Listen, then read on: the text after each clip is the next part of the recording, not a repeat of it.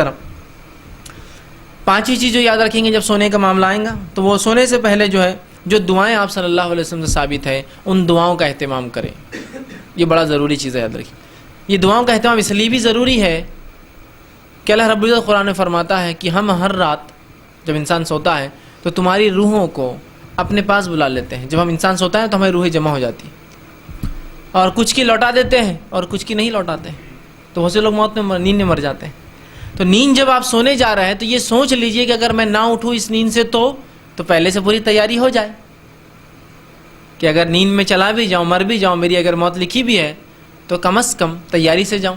اگر کوئی آپ سے کہے کہ اس درے سے آپ کو گزرنا ہے، اس ٹنل سے گزرنا ہے، لیکن اس کا منہ کہاں کھولیں گے آپ کو نہیں معلوم، تو داخلے سے پہلے آپ لوگوں سے میری ملاقات کر لیں گے کہ بھائی ہم دعا کیجیے، بس میرے لیے آسانی ہو، میں کوشش کرتا ہوں. جو بھی سفر ہے آپ کا کرنا بھی ضروری ہے نا. تو نیند موت ہے، یہ بلکہ نیند کو آپ صلی اللہ علیہ وسلم موت کی بہن کہا، اور واقعی میں نیند موت کی قسمی ہے نا، کیا انسان کو پتا. اور ہماری روحیں جمع ہو جاتی ہیں اور اللہ جس کی چاہتا ہے واپس بھیجتا ہے ہر روز، اور جس کی چاہتا ہے جمع کر لیتا ہے، تو صبح اٹھتا نہیں پھر. تو سونے سے پہلے پوری تیاری کر لے کہ مر جاؤں تو با ایمان رہوں. ٹھیک، جس میں نبی اکرم صلی اللہ علیہ وسلم سونے سے پہلے جو اذکار کرتے اس میں صحیح بخاری اور صحیح مسلم کی روایت ہے. آپ صلی اللہ علیہ وسلم جب سوتے تو سونے سے پہلے یہ پڑھتے 33 بار سبحان اللہ، 33 بار الحمدللہ اور 33 بار اللہ اکبر، اور اس کے بعد ایک بار اور اللہ اکبر یا لا الہ الا اللہ وحدہ لا شریک لہ لہ الملک وله الحمد وهو على كل شيء قدیر، دونوں روایتیں ملتی ہیں. تو یا تو 33 بار الحمدللہ، 33 بار سبحان اللہ، 33 بار الحمدللہ اور 34 بار اللہ اکبر، یا 33 بار سبحان اللہ، 33 بار الحمدللہ اور 33 بار اللہ اکبر، اور آخر میں لا الہ الا اللہ وحدہ لا شریک لہ لہ الملک وله الحمد وهو على كل شيء قدیر. جو یہ شخص کرتا ہے یہ غلام آزاد کرنے سے زیادہ بہتر ہے اس کے لیے، اور 1000 نیکیاں اس کے نام عامہ میں لکھ دی جاتی ہے. کہ تو یہ 100 بار پڑھ رہا ہے نا تو اللہ ہر نیکی کو 10 گنا بڑھا دیتا ہے، تو 100 کا ہو جاتا ہے 1000، 1000 نیکیاں بھی مل جاتی. کتنا بڑا فائدہ ہے. تو سونے سے پہلے نبی اکرم صلی اللہ علیہ وسلم یہ پڑھتے ہیں.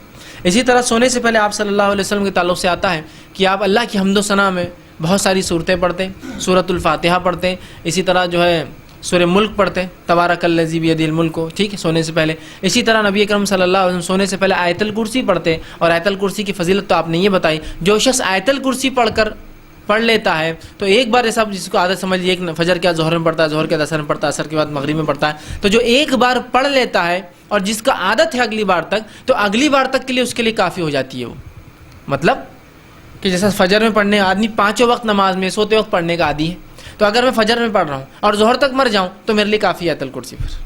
اور اگر ظہر میں پڑھنے کی عادی ہوں، ظہر کے بعد مروں عصر کے بیچ میں، تو پھر وہ میرے لیے کافی ہے.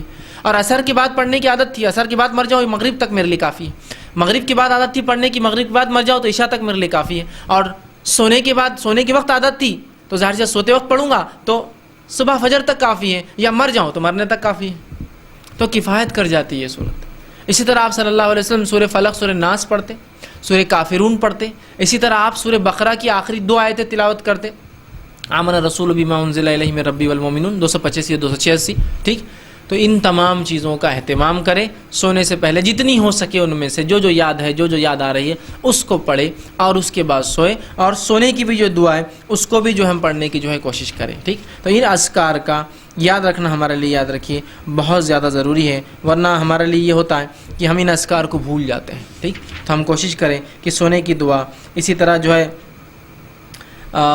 مختلف جو باتیں میں نے آپ کو بتائی، آیت الکرسی ہے، سورہ فلق، سورہ ناس، سورہ کافرون ہے، اسی طرح سورہ ملک ہے، اور بھی بہت ساری چیزیں آپ صلی اللہ علیہ وسلم ملتی ہے. آپ حصن المسلم جو محمد بن علی القحطانی کی حصن المسلم ایک دعاؤں کی کتاب ہے وہ لے، اس میں بہت ساری دعائیں انہوں نے آپ صلی اللہ علیہ وسلم رات میں جو آپ پڑھتے ہیں وہ نقل کی ہے. ٹھیک، اسی طرح سونے کے وقت کی جو دعائیں ہیں، اور بھی بہت دعائیں ثابت ہیں سونے کے وقت کی، مطلب کئی ہیں آپ سب جو پڑھتے، اور کئی دعائیں ہیں جو آپ سے منقول ثابت ہے، چھوٹی اور بڑی سب. کوشش کریں اس میں سے جو آپ کو میسر و آسانی ہو پڑھ کر آپ سوئیں. ٹھیک، اسی طرح اب اگر آپ رات میں دوران نیند